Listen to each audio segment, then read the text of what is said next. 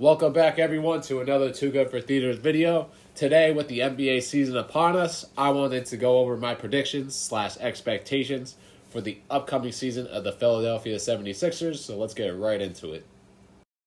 They say that every picture can convey 1,000 words. Well, this picture right here is certainly going to tell the tale of the Philadelphia 76ers 2024 to 2025 season here. That being Joel Embiid, Tyrese Maxey, and of course, the newly added Paul George rounding out this new dynamic big three. And really, Daryl Morey absolutely cooked in this offseason of not only bringing in Paul George, but bringing in other key acquisitions, guys like Caleb Martin, as well as re-signing guys like Kelly Oubre, Kyle Lowry to really help round out this roster and shape this team into what hopefully is going to become a championship caliber team.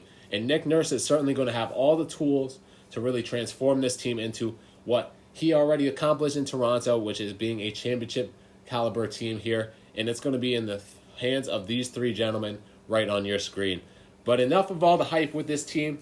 There's a reason why this team is going to succeed. And truthfully, it's because I feel like they have the ability to be a top 5 team on both ends of the floor. That being a top 5 offense as well as a top 5 defense. And in particular, I really think that this team is going to strive defensively just based on all the additions that they made, as well as basically having Joel Embiid pretty much guarantees you a top 10 defense. Then you add elite perimeter defenders like guys like Paul George, guys like Caleb Martin. You bring back Kelly Oubre to really stabilize the defense on the perimeter. And then in your second unit, you have guys who are going to be able to defend as well. Andre Drummond, while not, of course, not the rim protector that Joel Embiid is, he is still a solid force down there and can switch out at times. He has very good hands for a center.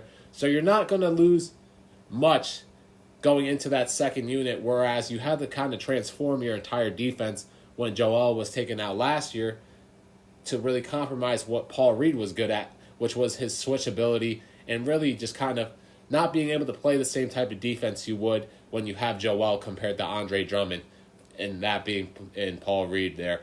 But that's why you bring in Andre Drummond to really help you stabilize that second unit and absolutely address a crucial issue that really kind of cost you last year, especially come the playoff times, which is rebounding. And that was my one big weakness really heading into this offseason that I felt like the Sixers kind of left open. And that's the one fatal flaw of this roster. If I do think that there will be a fatal flaw, it's going to be rebounding. This team doesn't necessarily have the quote-unquote size or a true rebounder outside of Andre Drummond and Joel Embiid. So it's going to be up to Nick Nurse as well as players taking it into their own hands to finish off possessions.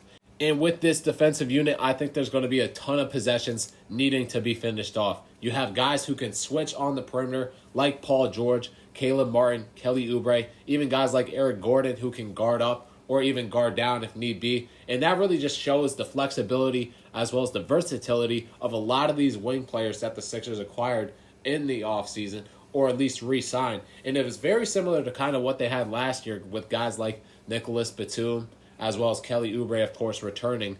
But guys like Kyle Lowry, who's been known to guard up, as well as Caleb Martin. I'm sure Caleb Martin can guard up a little bit. You might not necessarily want him to be that guy who always has to guard up, but that's the key that you have with this starting lineup or projected starting lineup of guys like Kelly Oubre, Paul George, and Caleb Martin. Every single one of them can switch if need be, as well as guard up if need be. And that's what's going to make this Philadelphia 76ers defense so deadly in my eyes, because you have that top 5 rim protector in the league in being Joel Embiid. Tyrese Maxey, his size is always going to be a little bit of a liability, but he plays a pretty good job getting over screen as a perimeter defender, and he has really good hands for a smaller guard, and he really always makes it tough on guys that he is guarding, although his size really is kind of the one liability in this defense. But guys like Caleb Martin, Kelly Oubre, and Paul George are certainly going to be locked down. Like I said before, I believe Kelly Oubre referred to them as the plumbers trying to shut off the water of opposing offenses. And this defense, I think, is just set up to thrive perfectly with the amount of wing defenders that this team really has, as well as guards who can really guard up like Kyle Lowry.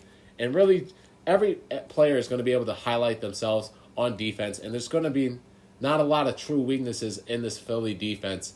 And if the Sixers are able to improve their rebounding in last season, it's only going to make this team a hell of a lot feistier on defense. And that's why I'm so excited for this team on one side of the ball just because of all the versatility that they have on the defensive side of the ball, along with Joel Embiid being one of the best rim protectors in the league. As productive as I think this team can be defensively, I think this team can easily be as equally productive on the offensive side of the ball. And once again, it's because of your big three on the screen. I can easily see these guys averaging around 75 to 80 points by themselves in this starting lineup. And that's just because of how much of a threat each of them are from each phase of the game, that being in three levels, from the mid-range to the down low in the finishing and the paint, as well as on the three-point line. Every single one of them have an advantage wherever they are on the offensive side of the floor. And hopefully, I'm really looking for Tyrese Maxey to really take the reins of this offense and hopefully become this team's best offensive player. And with that being said, I do think in this league that you have to have a perimeter-style-oriented game. Of course, there are exceptions like that, like Nikola Jokic, and honestly, I think Joel Embiid is an exception to that. But when you have a guy like Tyrese Maxey, as well as Paul George now, are surrounding Joel Embiid, I think he has to more so kind of be that offensive hub like Nikola Jokic is. Not saying that he's on the same level of playmaking as Jokic, because really, frankly, no one is. But if Joel Embiid can really become that facilitator type of role from down low, it's only going to make the lives of Tyrese Maxey as well as Paul George's lives so much easier. And for Paul George, I really think that this is going to give him the easiest shots of his career. Like he really said before, he's never really played with a big like Joel Embiid, and you pair that with a guy, a developing superstar as in Tyrese Maxey. I mean, these guys are going to get some of the easiest looks in their career just because of all the attention that the others draw in this starting three, or the big three right here. And it's frankly just going to be easy for them because they're going to be able to run a ton of two-man game. Of course, Joel Embiid and Tyrese Maxey have really mastered that two-man game over the past couple seasons. But Joel Embiid and Paul George are going to be running a two-man game. I wouldn't be surprised if Tyrese Maxey and Paul George even run a two-man game. And that really kind of brings me back to the three-level threat of this offense. Every single one of them is an extremely productive player from each phase of the game. And that's something that really not a lot of teams can say in this league. Really, outside of the Philadelphia 76ers, the only team that I can really see that being the case is potentially the Boston Celtics with Tatum, Brown, and Porzingis when he's healthy, or you maybe even want to throw in Drew Holiday in there at times. But this explosive offense is going to be precedented around these three guys. And I really think that Nick Nurse is going to be able to exploit a lot of defenses just because of the gravity that these three players alone are really going to have to force these defenses into. And guys like Kelly Oubre and Eric Gordon in particular, I feel like are really going to thrive around playing with these guys. Eric Gordon, just because of his really shooting ability, I think that he's probably going to be inserted into the starting lineup at some point in this season. And I really do feel that he is going to be an extremely productive player here for your Sixers, not only because of his shooting, but just the gravity that he's going to help draw away from these three guys with his ability to really shoot the deep ball. And, of course, Kelly Oubre, just the timely cuts. You kind of saw it last year with Tyrese Maxey and Joel Embiid kind of playing off them. Kelly Oubre was kind of having his most efficient offensive season in the league, I believe. And really, if he's able to hit that three-point shot on a consistent basis, Kelly Oubre is a very good offensive player in his own and really becomes another one of those three-level threats. Then you add guys like Kyle Lowry, his ability to really kind of be that facilitator and still be able to kind of hit that outside shot coming off the bench. Caleb Martin, of course, is a steady three-point shooter, not elite by any means, but really he's going to be able to do his damage by shooting the ball as well as really attacking on the move, getting downhill, kind of like Kelly Oubre, honestly. And, of course, you're going to have guys like Reggie Jackson coming off the bench, that microwave scorer. You're going to have Drum be that kind of pick-and-roll big man off the bench that is really going to open up another dimension of this offense that really Tyrese Maxey hasn't had here thus far in his career, which is really kind of that lob-throwing second unit. And Andre Drummond is going to be by far the best big he's ever had in that area. I mean, the only ones you really have to compare is Paul Reed, who really was not much of a lob catcher at that rate, and Dwight Howard very much past his prime. So I'm excited to kind of see how Tyrese Maxey's playmaking ability really advances this second unit and to see if really Drummond is kind of that missing piece to really help this second unit that has really struggled a lot of the years offensively when Joel Embiid has been off the floor. Hopefully, he's going to be able to kind of make this into a more representable offensive second unit that frankly, when Joel Embiid is just off the floor, you're really going to see a lot of times struggle at times from an offensive standpoint. And with Drum there, hopefully it's really going to add that new dimension and help Tyrese Maxey really kind of blossom into that elite playmaker, or at least productive playmaker that I think that he can be. So in wrapping up this video here, I kind of wanted to talk about why I think that this team in particular is different from past Sixers teams. And that's because I think the Sixers did a good job in taking more off of Joel Embiid's plate in this offseason. And I think that they have done it in past off seasons, but I think that this will probably be the most effective way in which they have done so.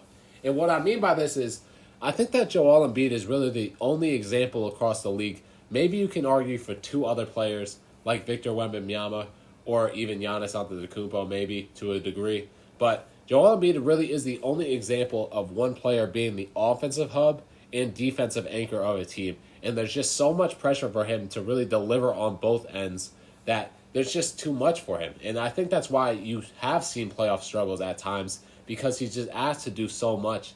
And when you ask someone to do so much, they're going to have to sacrifice areas of their game to really kind of impact other areas of the floor. And that's why I think that the Sixers did a really good job of adding in Paul George, probably the most dynamic offensive player, maybe outside of Tyrese Maxey, that Joel Embiid has really played with. And what I've meant by that is what I've kind of alluded to in the earlier bits of the video, where Paul George is a 3-level scorer and an elite 3-level scorer in every single area of that. So you're going to be able to really kind of play outside of Joel Embiid here, more so from an offensive standpoint now. And I think that that's really going to help him come playoff time, because it's really going to be able to preserve his body as well as kind of tone down his usage. But also, I think he's going to be effective in more ways that are going to help the team through a playmaking standpoint, as well as just being more productive on the defensive end because of not having to carry on that burden of really being the offensive hub.